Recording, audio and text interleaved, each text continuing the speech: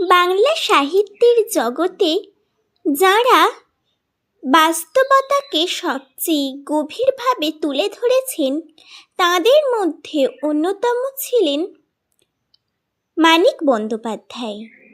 আজ আমরা জানব তাঁর জীবনের কিছু গুরুত্বপূর্ণ কথা। মানিক বন্দ্যোপাধ্যায়ের আসল নাম ছিল প্রবোধ কুমার বন্দ্যোপাধ্যায়। তিনি জন্মগ্রহণ করেন 1908 সালের 19শে মে বর্তমান ভারতের ঝাড়খণ্ডে। ছোটবেলা থেকেই তিনি ছিলেন অত্যন্ত মেধাবী এবং বিজ্ঞানের ছাত্র, কিন্তু পড়াশোনার লেখায় প্রায়ই মনস্তাত্ত্বিক বিশ্লেষণ দেখা যায়, যা তাঁকে অন্য লেখকদের থেকে আলাদা করে তোলে।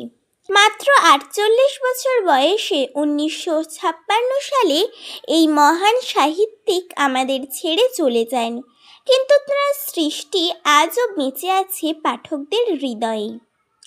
মানিক বন্দ্যোপাধ্যায় শুধু একজন লেখক নন, তিনি ছিলেন সমাজের এক সূক্ষ্ম পর্যবেক্ষক।